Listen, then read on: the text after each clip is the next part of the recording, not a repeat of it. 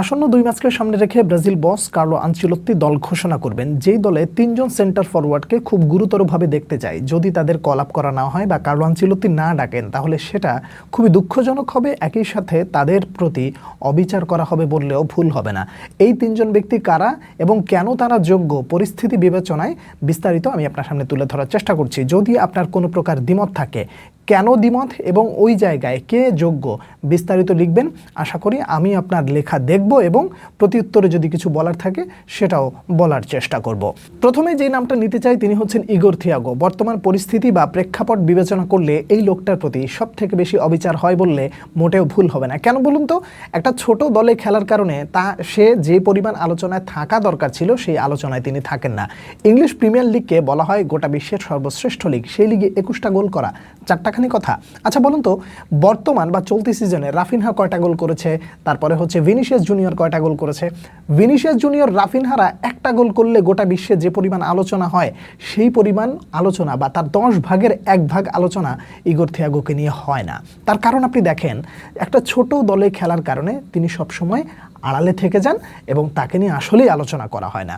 এখন আপনি বলবেন যে আসলে কি ভিনিসিয়াস বা রাফিনহাদের সাথে তাকে তুলনা করলে ভুল হবে না? দেখুন, আমি তুলনা করছি না, আমি আপনাকে তুলনার বাইরে গিয়ে কয়েকটা বিষয় বা প্রেক্ষাপট তুলে ধরি, আপনি একটু ভালো করে বোঝার চেষ্টা করবেন। আমি আপনাকে এই মুহূর্তে যদি দুজন ব্যক্তিকে বেছে মানে দুজন ব্যক্তির মধ্যে একজনকে বেছে নিতে বলে, আপনি কাকে বেছে নেবেন? সেই দুজন হলো, একজন হচ্ছেন ইগোর থিয়াগো আর একজন হচ্ছে মোহাম্মদ সালাহ। চোখ বন্ধ করে আপনি মোহাম্মদ সালাহকে বেছে নেবেন, তাই না? যে কেউ বেছে নেবে। বরং এটা যদি কেউ তুলনা করে তাহলে অনেকে হাস্যকর বলবে যে ভাই কার সাথে কার তুলনা দেন। দেখুন, আমি তুলনা দিচ্ছি না, পারফরমেন্সের বিচারে শুরুতেই বলেছি প্রেক্ষাপট এবং পরিস্থিতি বিবেচনায় তাকে আসলেই যে আলোচনায় রাখা হয় না, তার একটা প্রমাণ হলো চলতি সিজনে ইগোর থিয়াগোর চেয়ে মোহাম্মদ সালাহ অনেক বাজে পারফর্ম করছেন। আপনার যদি বিশ্বাস না হয় তাহলে আপনি এই চিত্রগুলো খুব ভালো করে দেখেন। ইগোর থিয়াগো ব্রেন্টফোর্ডের হয়ে 31 ম্যাচে এখন পর্যন্ত 21 গোল করেছেন, নামের পাশে একটা অ্যাসিস্ট। আপনি যদি তার আগের সিজনটা দেখেন, অর্থাৎ যেই সিজনে ব্রেন্টফোর্ডে তিনি যোগ দিয়েছেন, 8 ম্যাচ খেলেছেন, নামের পাশে কোন গোল অ্যাসিস্ট নাই। আপনি এটাকে দেখে যতটা চোখ মানে কপাল কুঁচকাবেন, ঠিক তার চেয়ে বেশি চোখ বড় করবেন আগের সিজন দেখলে। অর্থাৎ 2023-24 মৌসুমে ক্লাব বুর্জের হয়ে 55 ম্যাচে 29 গোল করেছেন এবং নামের পাশে 5টা অ্যাসিস্ট। বিপরীতে আপনি মোহাম্মদ সালাহর দিকে যদি আপনি দেখেন, তাহলে সেখানে দেখবেন যে 2023-24 মৌসুম থেকে নিয়ে শুরু করে 24-25 মৌসুম পর্যন্ত তার পারফরমেন্সের ধারাবাহিকতা বেশ ভালো। কিন্তু চলতি সিজনের বিতর্কে যদি আপনি লিপ্ত হন বা আপনি যদি দেখেন যে চলতি সিজনের অবস্থা, তাহলে কিন্তু ভয়াবহভাবে তিনি কিন্তু অবনমন হয়েছেন। অর্থাৎ চলতি সিজনে 2025-26 মৌসুমে 32টা ম্যাচ খেলেছেন এবং গোল করেছেন 9টা, নামের পাশে অ্যাসিস্ট মাত্র 8টা। আর সত্যি কথা বলতে যুক্তিতর্কের বিবেচনায় মোহাম্মদ সালাহর গত 2 মৌসুম, অর্থাৎ চলতি সিজনের আগে যে 2টা মৌসুম কাটিয়েছেন, সেই মৌসুমে তিনি ভালো খেললেও চলতি সিজনে তো খুব বেশি একটা ভালো পারফর্ম করতে পারছেন না।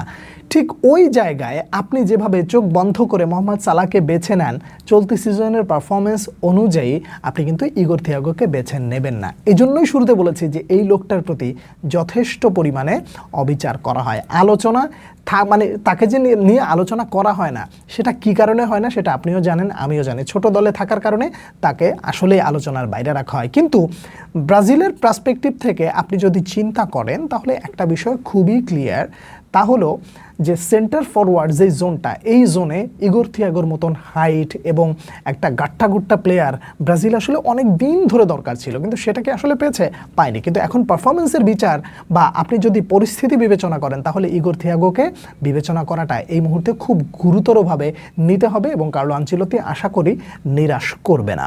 ইগোর থিয়াগোর পর 2 নম্বরে যেই লোকটার নাম নিব, তাকে নিয়ে নিশ্চয়ই আপনি, আমি বা কেউ দ্বিমত করবে না। তার কারণ ক্লাব বিশ্বকাপ থেকে নিয়ে শুরু করে এখন পর্যন্ত চেলসির হয়ে জঁ পেদ্রো যেভাবে নিজেকে মেলে ধরেছেন, তাতে করে সন্দেহের অবকাশ রাখাই উচিত না।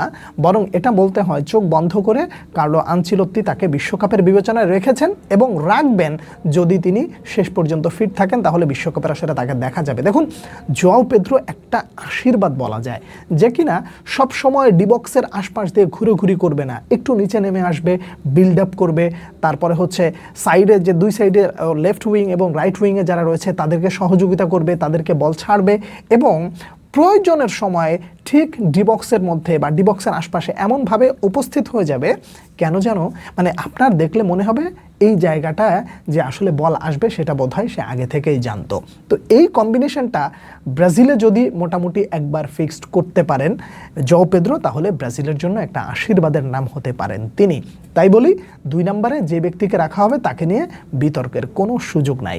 ইগোর থিয়াগো, তারপরে জও পেদ্রো, এই 2 জনের পরে আপনি এই মুহূর্তে কাকে রাখবেন? প্রশ্নটা যদি আমি আপনাকে করি তাহলে আপনি অনেকগুলো নামের মধ্যে এনদ্রিককে বোধহয় একটু বেশি সুযোগ করে দেবেন। তার কারণ রিয়াল মাদ্রিদে তিনি যতদিন ছিলেন বেশ সময়টা তাকে বেঞ্চে কাটাতে হয়েছে, কিন্তু ধৈর্যের পরীক্ষায় আর নিজেকে রাখতে না চেয়ে বরং একটা ভালো ডিসিশন নিয়েছেন লিওনে যাওয়া, এবং সেখানে গিয়ে এখন পর্যন্ত যা করে দেখিয়েছেন সেখানে আপনি কি এই মুহূর্তে একটু চিন্তা করতে পারেন যে বিশ্বকাপ বিবেচনায় তাকে এখন থেকেই রাখা মোটেও মানে অসম্মানজনক হবে বা বিতর্ক তৈরি হতে পারে? আমি ব্যক্তিগতভাবে মনে করি না। তার কারণ আপনাকে সবার আগে একটা জিনিস চিন্তা করতে হবে যে বিশ্বকাপের বিবেচনায় যদি আপনি 4 জন ফরওয়ার্ড রাখেন তাহলে প্রথমে যে 2 জনের কথা বলেছি সেই 2 জন তো আছে, 3 নম্বর যে জায়গাটা, ওই জায়গাটায় এনদ্রিককে বিবেচনা করলে মোটেও অন্যায় হবে না। পারফরমেন্স ভালো করছেন এবং শুটিং এবিলিটি থেকে নিয়ে শুরু করে গোল স্কোরিং এবিলিটি সব কিছু মোটামুটি আছে।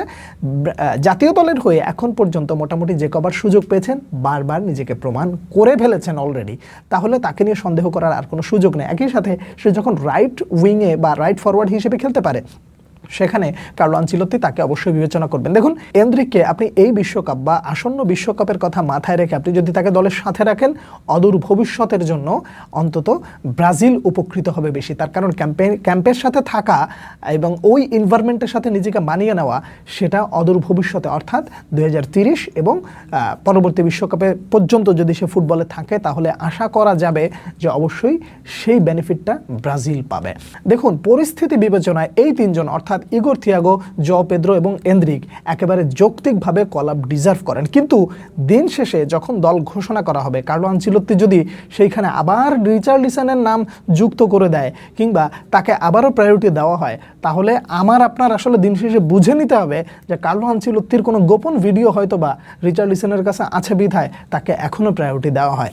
আমি বিশ্বাস করুন রিচার্লিসনকে ছোট করছি না, পরিস্থিতি বিবেচনায় এই 3 জন এই মুহূর্তে টপ প্রায়োরিটিতে থাকা উচিত বলে আমি ব্যক্তিগতভাবে মনে করছি।